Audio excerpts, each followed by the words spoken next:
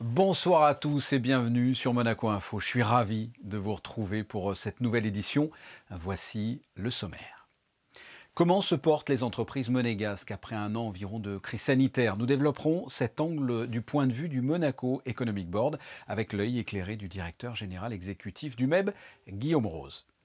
Par les temps qui courent, on peut considérer qu'il est courageux de vouloir monter son entreprise pendant une pandémie. Nous avons rencontré 2 restaurateurs qui ont franchi le cap. Nous aurons ainsi leur témoignage. Annulé l'année dernière, mais maintenu cette année, le Printemps des Arts se déroulera dans quelques jours avec plusieurs thématiques, comme par exemple l'école de Vienne, Franz Liszt ou encore du clavecin. Qui de mieux pour nous en parler que le directeur de l'événement, Marc Monet. Et enfin, nous irons au centre de la jeunesse Princesse Stéphanie pour vous présenter les différentes activités proposées aux enfants à l'heure où il est parfois difficile d'effectuer des déplacements pendant ces vacances d'hiver. Mais avant cela, je vous l'ai dit, parlons économie avec vous Guillaume Rose. Bonsoir. Bonsoir. Comment se porte le Monaco Economic Board dans ce contexte si particulier ? Le Monaco Economic Board a dû se réinventer. Ça, c'est évident. En ce moment, tout le monde doit se réinventer. Le Monaco Economic Board, le premier, bien évidemment, puisque nous représentons l'ensemble des entreprises du secteur privé de la Principauté de Monaco. Donc, nous avons trouvé d'autres moyens d'exister. Nous avons trouvé d'autres moyens de servir nos entreprises, nos membres, notamment en se tournant vers le numérique. Et nous avons créé un certain nombre de nouveaux produits qui sont des webinaires que nous avons rebaptisés Mébinaires. Et puis nous avons transformé nos missions à l'étranger en missions virtuelles vers des pays qui restent des pays qui seront des débouchés à la fin de la crise sanitaire. D'accord. Petit rappel, combien d'entreprises monégasques sont affiliées, je dirais, au MEB? Vous avez combien d'adhérents?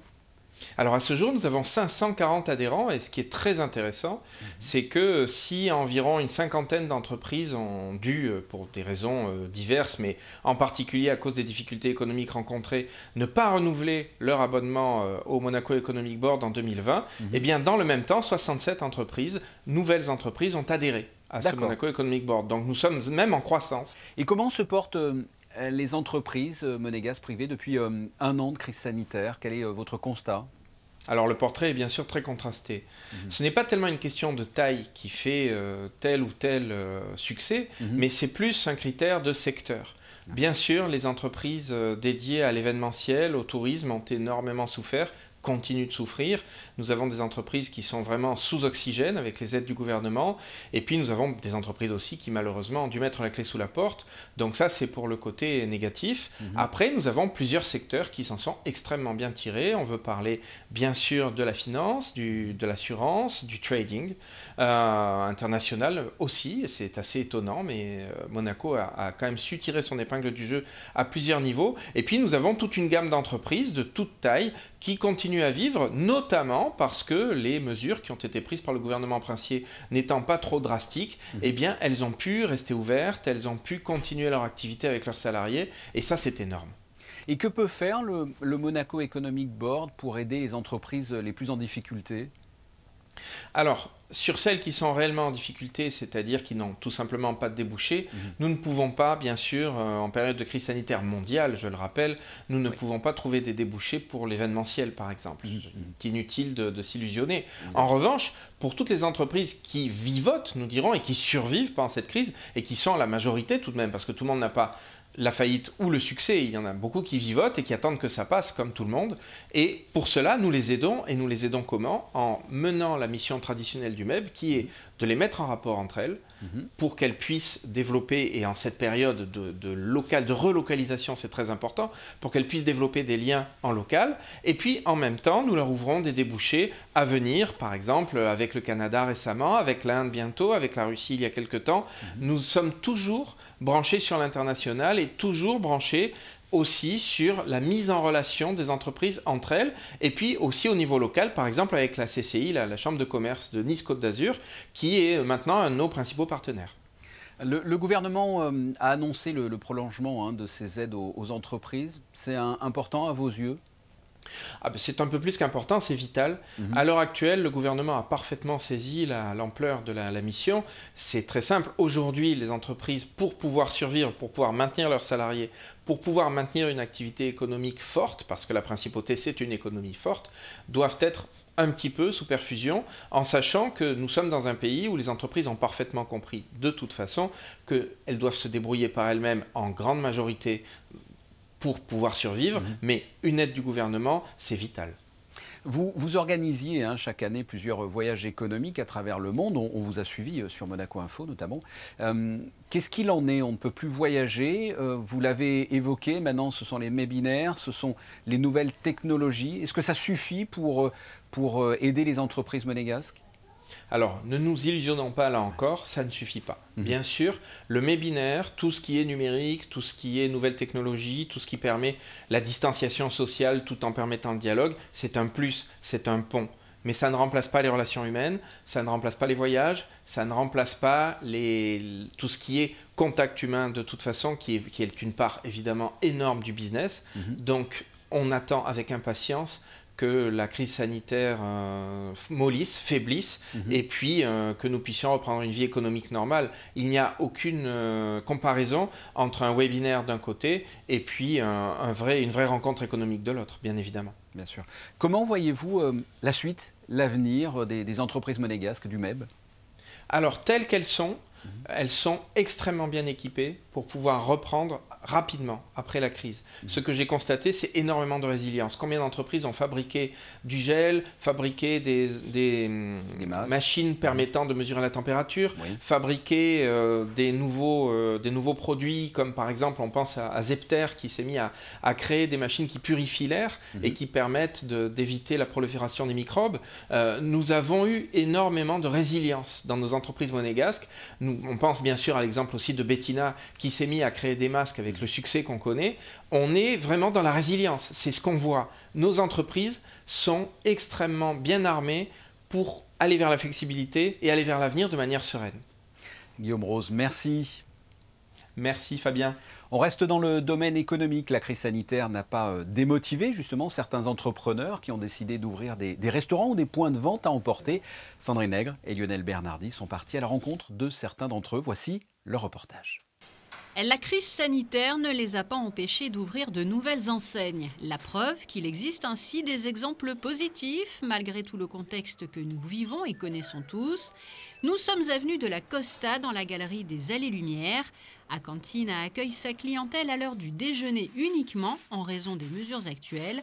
La crise n'a pas freiné la motivation. Acantina, c'est une histoire d'amitié, une histoire d'amour avec mon épouse. On s'est rencontrés dans ce restaurant il y a 15 ans maintenant. Nous étions tous les deux employés, moi en cuisine, elle en salle. Et pendant plusieurs années, nous avons essayé d'ouvrir notre restaurant. Et 15 ans plus tard, l'opportunité de racheter ce restaurant dans lequel nous sommes rencontrés. Et après, la démarche, c'est une cuisine de saison, des produits frais. Tout est fait tous les jours maison. Notion de partage, ça a été difficile, très difficile même de pouvoir aboutir, mais voilà, c'était l'opportunité, c'était maintenant, on l'a saisi. Au tout début de la rue Platy, Monaki propose lui des spécialités japonaises, uniquement à la livraison et à emporter. Avec le boom justement des livraisons depuis la fermeture des restaurants le soir, quel premier bilan au bout de quelques semaines pour ce point de vente qui a ouvert le 4 janvier 2021. On avait ce projet avec mon partenaire Laurent déjà au début de l'année 2020, même fin 2019. C'est vrai que le Covid nous a décalé puisqu'on aurait dû ouvrir en avril-mai 2020. Donc on a revu nos plans, on a réadapté un petit peu le concept. Et c'est vrai que du coup on se retrouve dans l'air du temps par rapport au fait qu'on avait, quoi qu'il arrive, prévu de faire que de la livraison et de l'emporter. Mais c'est vrai que finalement on s'est retrouvé dans une situation plutôt positive pour nous, puisqu'on n'a pas eu besoin de changer tout le concept pour être dans les nouvelles normes actuelles. Maintenant c'était une demande, je pense, de la clientèle aussi d'avoir une nouvelle offre sushi sur Monaco. Donc on est plutôt satisfait de comment ça s'est passé jusqu'à présent. Et sachez que le soir, la dernière livraison est assurée à 21 h. Ces établissements qui ont ouvert en période de crise sanitaire sont aussi le fruit d'une passion, voire d'un rêve. Passons à un point sur l'information avec vous, Vanessa Dessy. Bonsoir. Commençons par du football. Une conférence de presse d'avant-match a été organisée ce mardi à l'occasion du déplacement de l'AS Monaco à Strasbourg. Bonsoir Fabien, bonsoir à tous. Oui, dans le cadre de la 28e journée de Ligue 1, Strasbourg reçoit l'AS Monaco ce mercredi. Les Monégasques souhaitent poursuivre cette belle série. En cas de victoire, les Rouges et Blancs pourraient espérer se hisser sur le podium. Je vous propose d'écouter le défenseur de l'équipe, Axel Disasi. C'est un travail d'équipe. On voit que sur ce nouveau système, entre guillemets, on arrive mieux à maîtriser l'adversaire. Sur les 2 derniers matchs, on n'a pas concédé beaucoup d'occasions. Donc c'est bien pour la suite du championnat. On était un peu solide dernièrement, mais je pense que là, avec les 2 derniers matchs, on a trouvé une vraie solidité défensive. Je ne dirais pas qu'il y a moins de pression, mais voilà, on est des compétiteurs. On a une série en cours. Chaque week-end, on se bat pour la garder, et voilà, c'est un plaisir de continuer cette série, et on va tout donner pour l'agrandir au maximum. Chaque année, sous la conduite du service municipal des sports et des associations, le stade nautique Régnier 3 se transforme en patinoire pendant plusieurs semaines. Et oui, la patinoire est devenue le rendez-vous incontournable de la saison hivernale. Je vous propose justement d'écouter le chef du service municipal des sports et des associations, Arnaud Justy, qui revient notamment sur le bilan de cette saison un peu particulière. Notre chiffre de fréquentation, notre barème, c'est les scolaires, tous les étudiants, les résidents de Monaco. Donc ça, on a vendu autant de cartes que l'année dernière, voire même un petit peu plus. Et ils sont venus par contre plus que les autres années. Donc en termes de fréquentation locale, on est un petit peu, par contre en termes global, évidemment, on a une forte baisse, essentiellement due au mois de décembre, puisqu'il n'y a pas eu de village de Noël, il n'y a pas eu tout cet aspect festif qu'on peut avoir les autres années. Et des propos recueillis par Juliette Rappert, vous l'aurez compris, la patinoire fermera ses portes à la fin de cette semaine. Il ne vous reste donc que quelques jours pour en profiter. Fabien, c'est un message pour vous également. Je vais bien trouver un moment pour y aller avant la fermeture. Merci Vanessa. C'est devenu au fil des ans une institution culturelle, le Printemps des Arts, annulé l'année dernière, confinement oblige. En revanche, cette année, le rendez-vous devrait avoir lieu. Et pour en parler, nous sommes avec le directeur du Printemps des Arts, Marc Monet. Bonsoir. Bonsoir. Je voudrais que l'on fasse le point ensemble. Le festival du Printemps des Arts est bien maintenu. Le festival est maintenu. Nous l'avons adapté aux conditions sanitaires. Donc, effectivement, il y a des changements par rapport à ce qui était initialement prévu, mais il est en totale partie maintenu. Nous avons décidé de faire les concerts le samedi et le dimanche seulement. Tous les concerts se termineront à 17h, de façon à permettre aux gens de rentrer tranquillement pour le couvre-feu qui, sans aucun doute, sera encore d'actualité. Mais il faut dire que nous avons agi par rapport à ce que nous savons aujourd'hui, en espérant que demain ne changera pas. Bien sûr. Et vous pouvez nous donner les dates, parce que j'ai cru comprendre que la première soirée était annulée. Vous pouvez m'expliquer tout ça ? C'est-à-dire qu'on commençait le 13 mars avec l'Orchestre national de France, avec un magnifique concert d'ailleurs, je dois dire. Et nous avons appris vendredi dernier, c'est-à-dire il y a 3 jours, que l'orchestre annulait sa venue pour cause de Covid. D'accord. Les musiciens n'ayant pas souhaité prendre le risque de venir faire un concert. Voilà. Alors, hormis donc cet orchestre, que va-t-on pouvoir découvrir ? Il va y avoir plusieurs thèmes, si j'ai bien compris. Mettez-nous l'eau à la bouche, si vous le voulez bien. Ouais. Oui, il y a plusieurs thèmes. Il y a un thème sur la découverte un peu pour le public monégasque de l'école de Vienne, qui est l'école qui comprend Schoenberg, Berg et Weber, qui sont des compositeurs très peu joués en principauté, voire jamais. Et puis nous aurons tout à fait autre chose. Nous aurons un portrait Franz Liszt, qui est un compositeur apparemment connu, mais nous allons faire justement plusieurs concerts qui vont faire découvrir un Franz Liszt moins connu, qui est le Franz Liszt de la fin de sa vie. On a réussi à reporter un thème de l'année dernière, c'est-à-dire du festival annulé, qui est toute la musique pour clavecin, la musique française pour clavecin. Nous aurons aussi 2 spectacles cette année, musicaux, ce que nous ne faisons pas d'habitude, qui seront 2 créations très, très originales, donc qui vont aussi équilibrer un peu cette programmation un peu plus classique, je dirais, que d'habitude. Et nous avons aussi sauvé quelqu'un, qui est Aline Piboul, qui avait un récital magnifique. En plus, elle était venue parce que c'était à l'ouverture du festival que le confinement a été décidé, donc elle était déjà là, physiquement.